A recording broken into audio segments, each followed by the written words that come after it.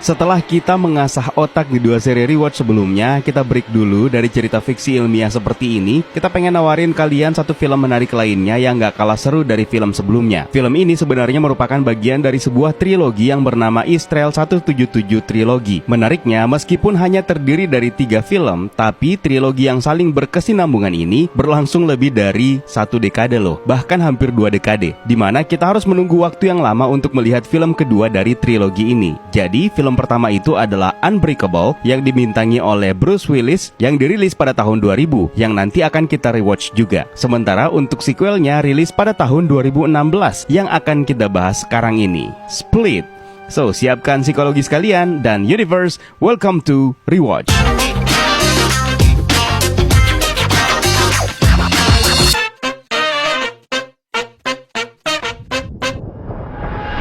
Film ini dibintangi oleh James McAvoy sebagai Kevin Wendell Crumb, juga berperan sebagai Dennis, Patricia, Hedwig, Barry, Orwell, Jade, The Horde, The Beast, The Demit. Banyak bener ya? Kalian nggak salah dengar kok, karena memang karakter yang dimainkan oleh James McAvoy di sini adalah orang yang memiliki kepribadian ganda atau DID atau Dissociative Identity Disorder. Tidak tanggung-tanggung, dia punya 24 kepribadian sekaligus. Lalu ada Anya Taylor-Joy sebagai Casey Cook, seorang gadis remaja yang memiliki trauma terhadap masa lalunya. Film ini disutradarai oleh M. Night Shyamalan, bergenre psychological horror thriller. Dan kalau kalian belum nonton filmnya, kita kasih peringatan terlebih dahulu, video ini adalah full spoiler content. Filmnya dimulai di pesta ulang tahun Claire yang memperlihatkan tokoh utama Casey Cook yang menyendiri dari keramaian. Rupanya Casey ini adalah seorang remaja yang antisosial dan bahkan selalu mencari cara untuk menghindari keramaian. Bahkan dia bisa membentak gurunya di kelas agar dia dipanggil ke ruang BK yang tidak banyak orang di sana. Ketika pesta sudah selesai, mobil jemputan Casey mogok dan akhirnya dia menerima tawaran ayah Claire untuk mengantarkannya pulang, juga bersama dengan salah satu temannya yang lain, yaitu Marcia. Sementara ayah Claire merapikan barang-barang bawaannya di bagasi, Claire, Casey, dan Marcia menunggu di dalam mobil. Tiba-tiba, seseorang yang tidak mereka kenal menyerang ayah Claire dan menculik mereka bertiga. Belakangan diketahui identitas orang tersebut ternyata adalah Kevin Wendell Crumb. Kevin kemudian membawa ketiga cewek cantik ini ke sebuah basement, di mana mereka tidak mengalami sedikit pun penyiksaan dan sejenisnya. Mereka malah dilayani seperti tamu, seperti disediakan makanan, mengajarkan mereka untuk menjaga kebersihan ruangan tersebut, disuruh menari sambil telanjang. Itu mah bukan perlakuan yang baik ya. Di tempat lain terlihat Dr. Karen Fletcher, seorang psikolog yang sedang melihat tayangan berita di TV yang memperlihatkan penculikan 3 orang remaja. Dr. Fletcher kemudian menerima email dari seseorang bernama Barry dan meminta untuk bertemu. Barry pun datang dan ternyata Barry ini adalah Kevin. Barry merupakan satu kepribadian lain dalam tubuh Kevin. Dia adalah seseorang yang punya bakat dalam bidang fashion design. Dia seolah pengen ngomong sesuatu ke Dr. Fletcher tapi tidak mengatakannya. Dia malah terlihat gelisah kesana kemari di ruang Dr. Fletcher hingga akhirnya dia pulang. Kembali ke ruangan di mana Claire, Marcia, dan Casey disekap, mereka mengintip ke ruangan sebelah dan merasa ada seorang wanita dalam ruangan tersebut. Mereka pun berteriak meminta tolong. Di ruang sebelah terdengar suara larangan untuk membuka pintu, tapi si wanita tetap membukanya dan rupanya wanita itu adalah Kevin lagi. Kali ini kepribadiannya berganti menjadi Patricia. Dan suara obrolan yang didengarkan oleh Claire, Marcia, dan Casey adalah suara obrolan Kevin dengan dirinya sendiri. Namanya juga kepribadian ganda kan? Patricia kemudian meyakinkan mereka bahwa Dennis tidak akan menyentuh dan mengotori mereka. Ternyata Dennis ini adalah kepribadian yang tadi menculik Claire, Marcia, dan Casey. Sementara itu Dr. Fletcher yang memang sudah tahu bahwa Kevin sebenarnya mempunyai 23 kepribadian yang berbeda dalam dirinya dan menemukan sebuah fakta bahwa Dennis kini menjadi karakter yang paling dominan dalam tubuh Kevin. Sebelumnya, Dr. Fletcher sudah tahu bahwa Barry adalah kepribadian yang paling dominan dalam tubuh Kevin. Barry punya kontrol penuh terhadap semua kepribadian dalam tubuh Kevin, dan dia bisa mengendalikan kapan saja kepribadian lain bisa muncul. Namun, Barry tidak pernah mengizinkan Dennis dan Patricia untuk muncul karena sifat buruk mereka, dan terutama karena kepercayaan Dennis dan Patricia terhadap satu kepribadian menyeramkan lainnya. lainnya, yaitu The Beast, yang akan menjadi kepribadian ke-24 dalam tubuh Kevin. Dan entah bagaimana caranya, tiba-tiba Dennis yang mengambil alih tubuh Kevin. Nanti akan ketahuan juga, tenang dulu. Setelahnya, Dennis datang lagi ke ruangan dan menegur Claire, Marcia, dan Casey untuk menjaga kebersihan ruangan dan kamar mandi mereka. Dennis juga memberitahu bahwa dirinya diperintahkan untuk menculik mereka untuk dijadikan makanan dan tidak diperbolehkan untuk menyentuh ketiganya. Sudah pasti perasaan mereka nggak enak dong, dijadikan makanan. Satu lagi kepribadian lainnya muncul di depan pintu. Namanya adalah Hedwig, pribadi seorang bocah 9 tahun dalam tubuh Kevin yang periang dan ternyata punya kemampuan untuk mengambil alih tubuh Kevin sesuka hatinya. Casey kemudian memanfaatkan situasi dengan mencoba menakuti Hedwig untuk membebaskan mereka. Casey berbohong kepada Hedwig bahwa dia mendengarkan Patricia dan Dennis berbicara akan mengambil Hedwig juga untuk dijadikan makanan. Dasar bocah, Hedwig malah merasa ketakutan dan menangis. Dia kemudian menolak untuk diperdaya dan dibohongi oleh Casey. Dia bergegas membersihkan wajahnya sebelum Dennis kembali ke tubuh Kevin. Di saat itulah mereka berusaha mencari jalan keluar melalui plafon. Claire berhasil membobol plafon ruangan dan melarikan diri lewat plafon tersebut. Tapi sayangnya Dennis keburu muncul dan menangkapnya. Karena bajunya Claire kotor, Dennis menyuruhnya untuk melepaskan pakaian kotornya dan menyekapnya di ruangan lainnya. Casey dan Marcia pun juga disuruh melepaskan pakaiannya yang berdebu. Wow, sungguh pemandangan yang kentang. Kevin sekali lagi mengunjungi Dr. Fletcher dengan wujud kepribadian Barry. Tapi Dr. Fletcher merasa dia berbohong. Yang sedang berbicara dengannya itu bukan Barry, tapi Dennis yang menyamar. Bingung kan? Gimana caranya mengetahui dia menyamar sementara Dennis dan Barry ada di tubuh yang sama? Oke, petunjuknya adalah di watak masing-masing karakter. Dennis itu adalah pria yang bersih, sementara di sini Dennis berpura-pura mengotori pakaiannya. Tentu saja antum tidak bisa berbohong kan sama psikolog. Kembali ke Marcia dan Casey. Kini mereka dilayani oleh Patricia. Di sini sangat kelihatan kalau Patricia ini adalah sosok ibu bagi Kevin dan semua kepribadian atau alter ego dalam tubuhnya. Patricia membawa mereka ke dapur untuk menikmati sajian makanannya. Dan di sini Marcia menjadi oportunis dan melihat ada celah untuk dia bisa kabur. Namun Casey berusaha untuk menahannya. Marcia kemudian memukuli Patricia dari belakang dengan kursi, lalu berusaha kabur. Tapi sayangnya Patricia malah menangkapnya kembali dan mengurungnya di ruangan lain.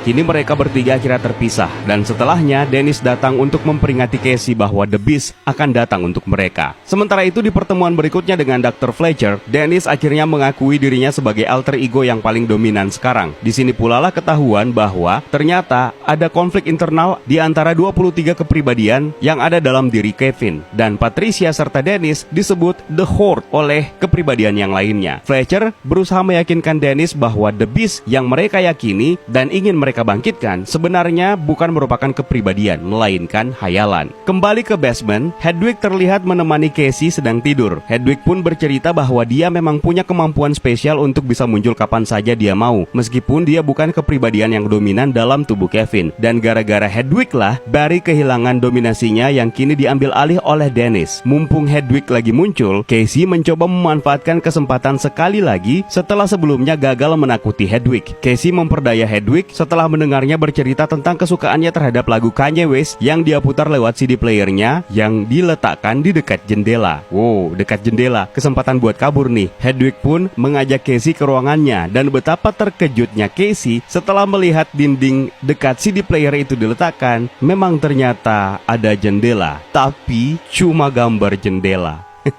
Ekspektasi memang kadang tidak sesuai dengan realita Casey. Casey kemudian memanfaatkan kesempatan lain, yaitu melalui walkie-talkie yang diperlihatkan oleh Hedwig. Casey pun berusaha menghubungi siapapun melalui walkie-talkie tersebut, tapi sayangnya dia justru dianggap ngeprank sama orang yang ditemenin bicara. Tiba-tiba kepribadian lain muncul, yaitu Patricia, yang dengan tenang dan bijak kemudian mengawal Casey untuk kembali ke kamarnya. Dr. Fletcher kemudian mengunjungi tempat Kevin setelah dia menerima email beruntun dari Barry. Di sini Dennis menjadi karakter yang dominan dan akhirnya mengungkapkan bahwa sebenarnya dia sudah pernah bertemu dengan The Beast. Dennis juga mengungkapkan bahwa dia akan pergi menjemput The Beast. Dr. Fletcher kemudian menyadari bahwa memang ada konflik internal antara kepribadian Kevin. Dia kemudian berpura-pura pergi ke kamar mandi dan akhirnya menemukan Claire yang terkunci di ruangan. Dennis kemudian menyusul dan membius Dr. Fletcher. Dennis lalu pergi ke stasiun kereta dan akhirnya menemukan kepribadian yang ke-24, yaitu yaitu The Beast. Anggap saja ini adalah Hulk tapi versi pelit budget ya. Sementara itu, Casey berhasil keluar dari ruangannya dan mencari cara untuk keluar dari gedung tempatnya disekap. Dia kemudian menemukan Marcia dan Claire yang sudah dimangsa oleh The Beast. Casey lalu menemukan sebuah catatan dari Dr. Fletcher yang sebelumnya juga sudah dibunuh oleh The Beast. Catatan tersebut bertuliskan panggil nama lengkapnya, Kevin Wendell Crumb. Sebelumnya Dr. Fletcher memang sudah tahu cara mengembalikan kepribadian asli Kevin, yaitu dengan menyebut nama lengkapnya. Tapi Dr. Fletcher tidak mau melakukan itu karena akan membuat konflik dan chaos yang akhirnya menyakiti semua kepribadian lainnya. Tidak lama setelahnya, The Beast akhirnya mendekati Casey dan Casey menyebutkan nama lengkapnya. Kevin Wendell Crumb. Dan benar, akhirnya kepribadian asli Kevin kini kembali. Setelah mengetahui situasi yang sebenarnya bahwa Kevin sudah tidak lagi memegang kendali selama 2 tahun belakangan, Kevin akhirnya memberikan petunjuk kepada Casey untuk membunuhnya dengan senapan yang sudah dia sembunyikan. Seperti yang sudah dikatakan Dr. Fletcher sebelumnya, benar saja terjadi konflik dan chaos yang membuat semua kepribadian dalam tubuh Kevin berusaha mengambil kendali. Dan akhirnya Hedwig lah yang berhasil menguasai tubuh Kevin. Casey kemudian memanggil nama lengkap Kevin Wendell Crumb lagi, tapi sayangnya Kevin sudah dibuat tidur kembali dan tidak akan bangun sekarang meskipun namanya dipanggil beberapa kali. Hedwig lalu memberikan kendali kepada Dennis dan Patricia dan sekali lagi mereka memunculkan kembali The Beast. Casey bergegas mengambil pistol dan segera mencari amunisi di dalam terowongan sesuai dengan petunjuk Kevin. Casey kemudian mengunci dirinya di dalam sel. Dia menembak The Beast yang ternyata hanya membuat luka ringan untuk The Beast. Dan yang lebih menakutkan lagi, The Beast malah berusaha menghancurkan jeruji besi sel tersebut. Namun sesaat kemudian The Beast melihat bekas luka di tubuh Casey, yang mana lewat beberapa scene flashback ketika masih kecil, Casey sebenarnya telah dianiaya oleh pamannya sendiri, yaitu John. John lagi. The Beast kemudian menganggap Casey murni dan dia akhirnya bebas karena tujuannya hadir adalah untuk membebaskan impure atau najis dari dunia ini. Impure sendiri di sini maksudnya adalah remaja yang tidak merasakan penderitaan atau kesusahan mereka di masa lalu. Casey berhasil dievakuasi dan ternyata ketahuan kalau dia disekap di kebun binatang Philadelphia, tempat di mana Kevin bekerja. Ketika Casey ditanya oleh polisi, apakah dia siap untuk pulang dengan pamannya, dia malah kelihatan ragu untuk menjawab. Sementara di tempat persembunyian lainnya, Dennis, Patricia, dan Hedwig sedang berdiskusi tentang kekuatan The Beast dan rencana mereka untuk mengubah dunia. Lalu di ending film ini terlihat di sebuah rumah makan di mana beberapa pengunjung menonton sebuah berita tentang kejahatan yang dilakukan oleh Kevin. Dan reporternya menyebutkan bahwa dengan banyaknya kepribadian yang dimiliki oleh pelaku, mereka kemudian memberikan julukan The Horde untuk Kevin. Seseorang terlihat mengingat kesamaan dengan seorang kriminal dengan kursi roda yang pernah dipenjara 15 tahun sebelumnya. Tapi dia lupa julukannya siapa. Ketika dia mencoba mengingat nama panggilan atau nama julukan itu, seorang pria yang duduk di sebelahnya menjawabnya dengan Mr. Glass. Plot twist, rupanya dia adalah David Dunn yang diperankan oleh Bruce Willis. Ending inilah yang kemudian menjadi bahan pembicaraan fans waktu itu, bahwa ternyata film ini berada di universe yang sama dengan salah satu film M. Night Shyamalan pada tahun 2000, yaitu Unbreakable. Untuk film ini akan kita rewatch di edisi berikutnya, sebelum kita menuju ke Glass yang menjadi penutup trilogi Israel 177.